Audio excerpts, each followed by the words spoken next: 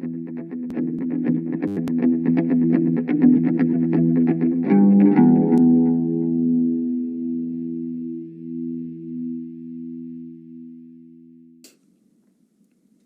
so let's cover the dural venous sinuses now, all right?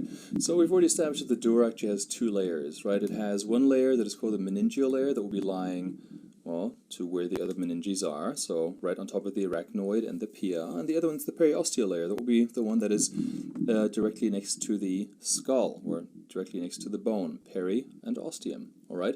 So basically the dural venous sinuses are endothelial line spaces that are between these two layers, between the periosteal and the meningeal layers of dura, okay? They will form exactly there where the dural infoldings attach. So you have really large veins on the surface of the brain, and well, the veins from the brain, but also the veins from the layer of bone called the diploe between the two tables of the skull, and all the blood from the brain, of course, will drain into these venous sinuses. Okay, so if we have a look at these, we have some labels on here. We have the biggest one is called the superior sagittal sinus. Okay, the superior sagittal sinus. Let me move this out of the way and zoom out a little bit. You can see how far it expands, or extends actually. Okay, it'll reach all the way from the crista galli up front here, or anteriorly here. It runs in the convex attachment of the border of the falx cerebri, which is the infolding of the dura that separates the right and left hemispheres of the brain, and it'll end right there where the internal occipital protuberance is on the bone at an area called confluence of sinuses, which is right here, because this is where all the sinuses come together. Okay, so the superior sagittal sinus will be receiving several things, for instance, cerebral veins, and it'll communicate on each side through slit-like openings with things that are called lacunae, or lateral venous lacunae, which are basically lateral expansions of the superior sagittal sinus that you can see going over here. You know, what's called superior cerebral veins. You will also find in the superior sagittal sinus, you will find things called arachnoid granulations, which are protrusions of the arachnoid villi that go into the superior sagittal sinus, because we know that in the subarachnoid space you have cerebrospinal fluid. Well, and through the arachnoid granulations it gets resorbed into the venous circulation.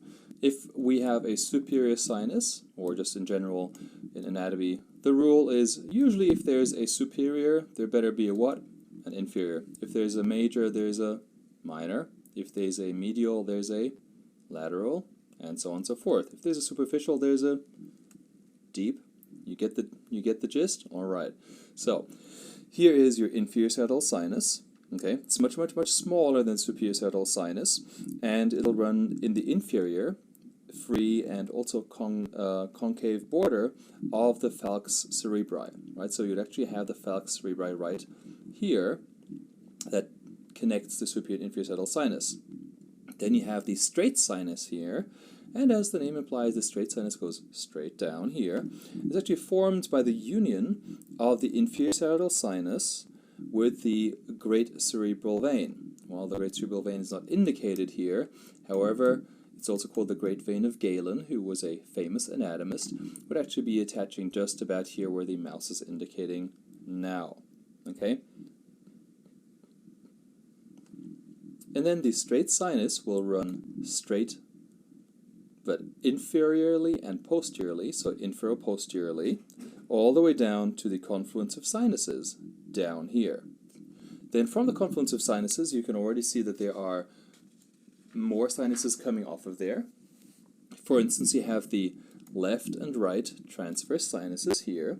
The transverse sinuses will pass laterally from the confluence of sinuses all the way along the posterior margin within the bone, the occipital bone here, and in the margin of the tentorium cerebelli, which we know is the dural fold that actually keeps the cerebellum in place. Then the transverse sinuses will change their name into the sigmoid sinuses, which are called sigmoid sinuses because they're more or less S-shaped.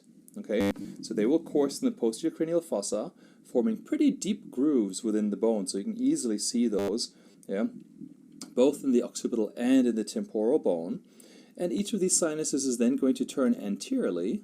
Let me turn this for you. We're going to do the same anterior turn. We're going to zoom in a little bit, because now we're going to learn where they actually exit. So the sigmoid sinuses continue inferiorly as the internal jugular vein as they traverse the jugular foramen that we can see right here. We also have, coming from superiorly here, the inferior petrosal sinus, which, if we follow it superiorly, comes all the way from, my favorite, the cavernous sinus. Yeah? As I've said before, if there's an inferior petrosal sinus, there's going to be a superior petrosal sinus. And that actually runs from the posterior end of the cavernous sinus. It's like a cave. There are two of these. Yeah, the sinuses that are connecting these two are called the intercavernous sinuses. Duh, right? Well, anyway, so you have the cavernous sinuses.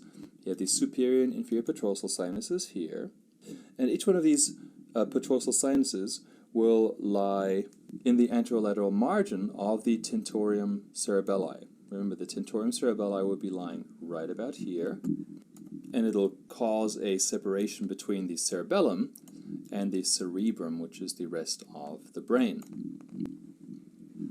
Maybe I can add in some of the connective tissue for us. Hold on. See, now I've added in a lot of the nerves and also the dural infoldings. So you can really nicely see the falx cerebrum here. You can see the superior and inferior sagittal sinus. You can see the tentorium cerebelli.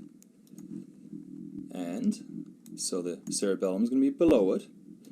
Then if we turn this and move a little bit like here, you can see that indeed the straight sinus runs straight down here, all the way down to where the confluence of sinuses is going to be right down here. And joining it from inferiorly is the occipital sinus. And now let's rotate this way around and have a look at the cavernous sinuses. Okay, here's your left and your right cavernous sinus.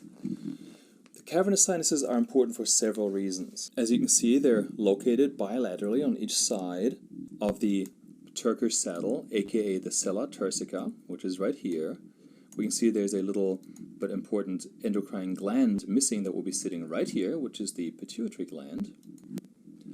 And the cavernous sinuses, they basically consist of a pretty complex venous network. They're pretty thin-walled, and they extend all the way from the superior orbital fissure, so from up here, to the apex of the temporal bone posteriorly. And the cavernous sinuses will actually receive blood, or venous blood, from the ophthalmic veins. So both the superior and inferior ophthalmic veins, and in addition, from the superficial middle cerebral vein, the so-called sphenoparietal sinus, and also the venous channels within the cavernous sinus will communicate with each other through the intercavernous sinuses, as I have mentioned previously. And you can see that they will be running anteriorly and posteriorly to the region where the little pituitary gland would be sitting.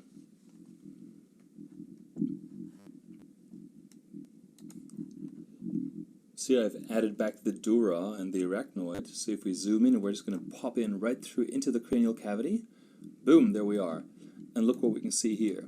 Here you have your optic nerves on the right and on the left. Well, to make this easier, why don't I just go ahead and hide the right one. And look at this thing here. This funny little thing is the infundibulum, which is coming out of the pituitary. And you can see how it actually comes out of the little hole here. And the membrane on top of it is actually, well, here it says it's cranial arachnoid mater. However, there's also dura. So if I hide this, you can see that was the arachnoid. This is the dura.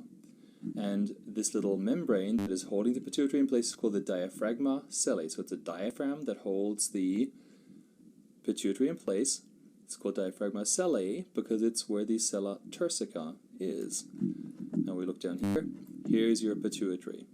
And so why is this cavernous sinus so important? Well, exactly because of all of those connections with veins, especially the ones that originate in the face, because if I add them all back in here, you might recall that the veins in the face do not have valves, and although blood should actually flow away from the cranium, if you have an infection in the face like thrombophlebitis and maybe staph, it can go via the ophthalmic veins all the way into your cranium.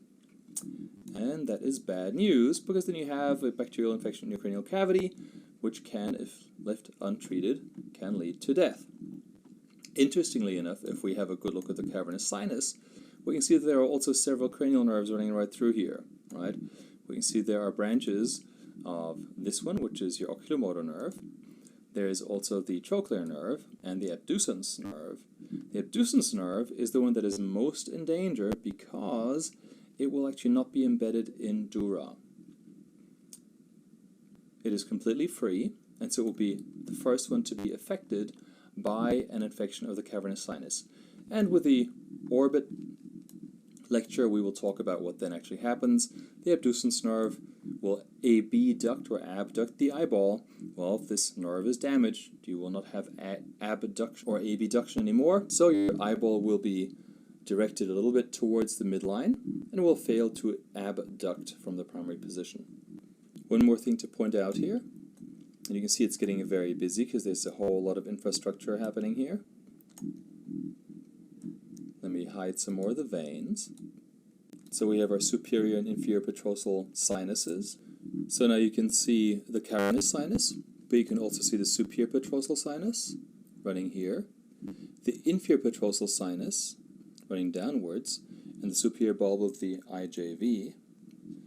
And so the inferior petrosal sinus is going to commence at the posterior end of the cavernous sinus, here and here. That means these are going to be veins through which the cavernous sinus is being drained. And the inferior petrosal sinuses drain the cavernous sinus directly into the IJVs, or jugular veins. Also, there is a basilar plexus of veins that will connect the inferior petrosal venous sinus, or the inferior petrosal sinus, and communicate with an internal venous plexus. And there's one more category of veins which are called emissary veins. Those are veins that will actually be able to traverse the cranium and connect the dural venous sinuses with the outside of the cranium. Now you can imagine if there are any veins that traverse the skull or form any kind of communication or potential communication between the inside, which is sterile, and very sensitive, to the outside, which can be very, very dirty, this poses an enormous risk factor.